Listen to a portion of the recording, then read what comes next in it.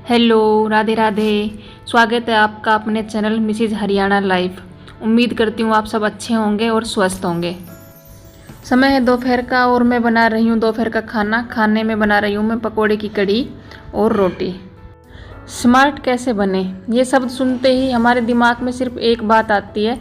Smart मतलब सुंदर दिखना, छोटे कपड़े पहनना, लंबे मुलायम बाल होना और एक आज़ाद ज़िंदगी जिसमें कोई पाबंदी ना हो। हम सोचते हैं जिसके पास ये सब है वो ही एक स्मार्ट इंसान है। हम घर में रहकर 5 मीटर की साड़ी पहनकर कैसे स्मार्ट बन सकते हैं। लेकिन मैं आपको बता दूं, यहाँ पर स्मार्ट बनने की बात हो रही है, ना कि स्मार्ट दिखने की बात हो रही है।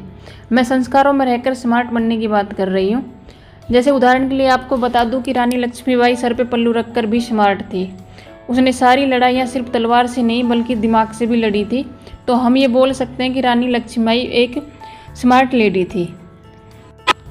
यहाँ पे कढ़ी ऑलमोस्ट खदक गई है और मेरी मम्मी कढ़ी में लहसुन बाद में डालती थी। कढ़ी मतलब जब आधी पकी जाती थी तब उसमें लहसुन कूट के डालती थी।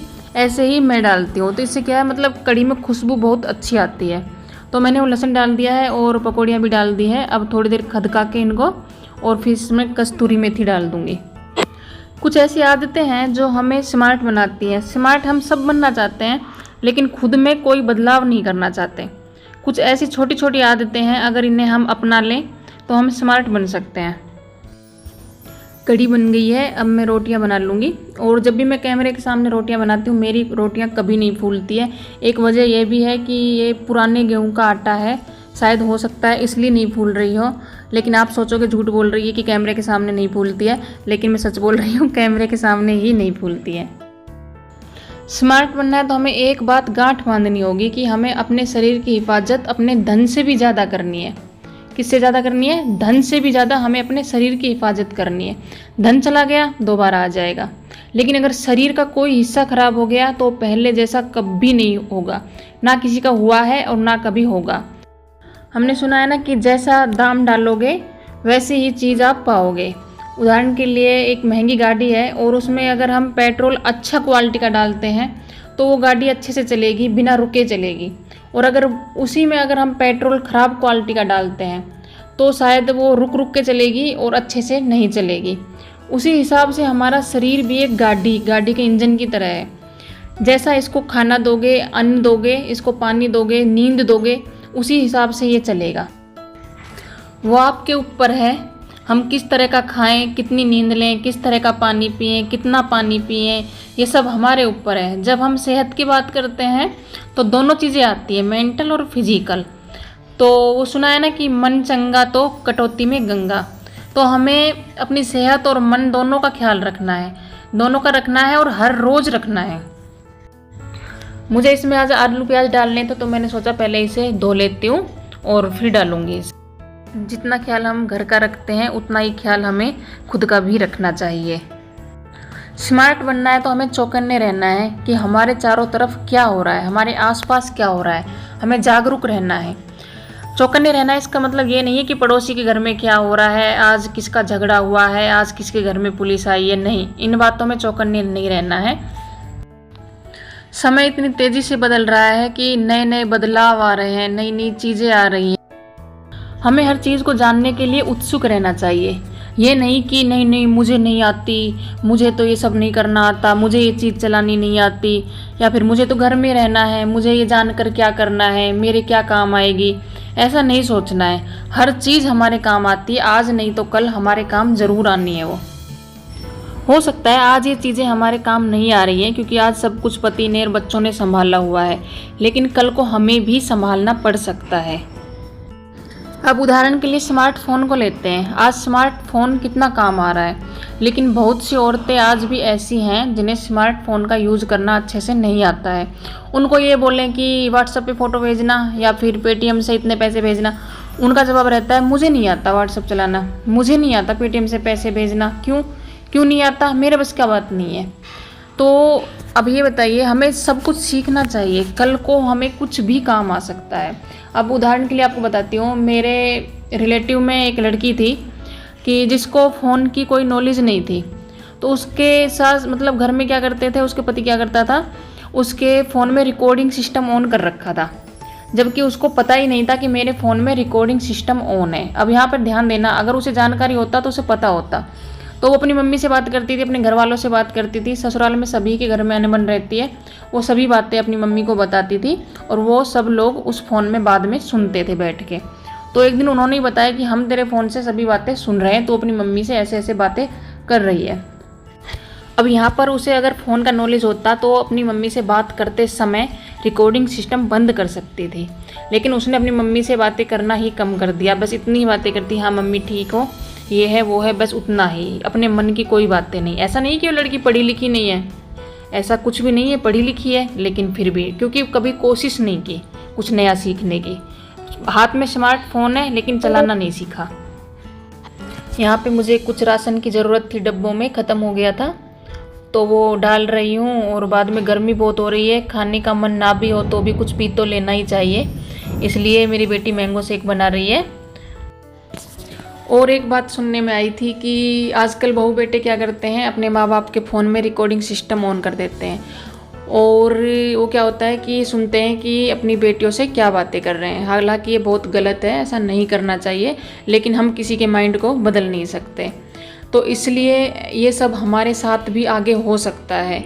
तो ज़रूरी है कि हम आज ही स्मार्ट बने और हम हर नॉलेज लें, जितना ले सकते हैं उतना नॉलेज हम लें। मैंने सोचा पहले खुद को थोड़ा संवार लिया जाए और फिर आगे के काम स्टार्ट किए जाए, क्योंकि ये भी ज़रूरी है। अगर हम खुद को संवार के रखते हैं तो हमें पॉजिटिव थिंकिंग आती है। तो हमें स्मार्ट बनना है तो हमें समय के साथ चलना होगा। जो नए नए चेंजिंग आ रहे हैं उन्हें हमें एक्सेप्ट करना होगा। हमें हर चीज़ को सीखने का इच्छुक होना होगा, ये नहीं कि नहीं मुझे। अगर मैं उदाहरण दूँ तो शायद ख़त्म नहीं होंगे।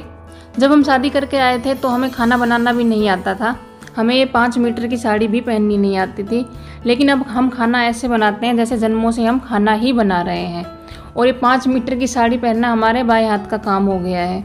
तो क्योंकि ये ज़रूरी था, इसलिए हमने सीखा है। पहले से नहीं आता था, सबको नहीं आता था। हाँ, किसी किसी को आता होगा, लेकिन सबको नहीं आता। ज़्यादातर लेडीज़ शादी के बाद ही ये सब सीखती हैं, क्योंकि वो ज़रूरी होता। और आज के टाइम में हमें कुछ भी सीखने के लिए घर से बाहर जाने की भी ज़रूरत नहीं है, क्योंकि यूट्यूब जिंदाबाद है, बिल्कुल फ्री है।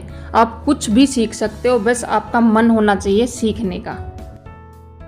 हम लेडीज़ें क्या करते हैं कि काम ख़त्म होता है और टीवी ऑन करते हैं और बैठ जाते हैं उसके सामने।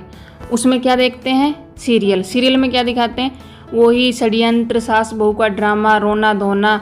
और हम तो इतनी मूर्ख होते हैं कि वो रोती हैं तो हम भी रोने लग जाती हैं। देखो हमारी आदतें तो देखो, हमें लगता है सच सचमुच में उसके साथ गलत हो रहा है और पूरा दिन उसी के बारे में सोचते रहते हैं कि उसके साथ आज गलत हो गया, बोलो वो कितनी अच्छी है, ये है वो है, और फालतू में अपना टाइम वेस्ट करते हैं। इससे अच्छा है हम कोई आध्यात्म जानकारी लें। इससे क्या होगा, हमारी नॉलेज बढ़ेगी, हमें पॉजिटिव थिंकिंग आएगी और कुछ भी काम करने की हमारी इच्छा हो।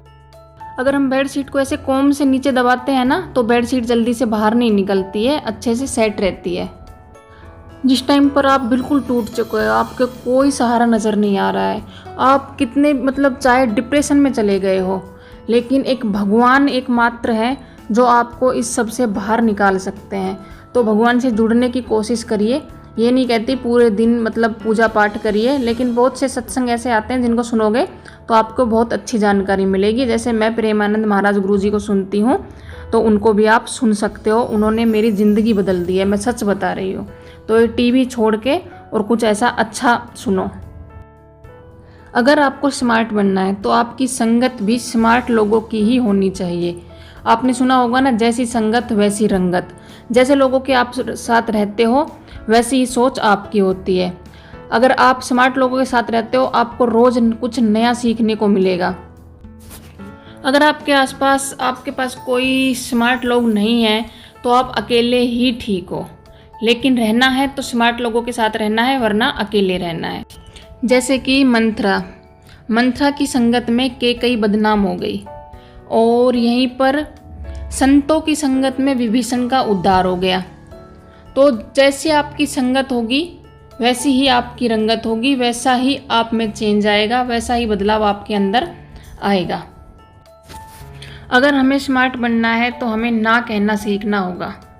काफ़ी बार ऐसा होता है कि सामने वाला हमें कुछ भी बोलता है और हम ये सोच कर कि किसी बुरा लग जाएगा तो हम हर चीज़ के लिए हाँ बोल देते हैं, चाहे इसमें हमारा ही नुकसान क्यों ना हो। और काफ़ी बार हमें अपना नुकसान भुगतना पड़ता है।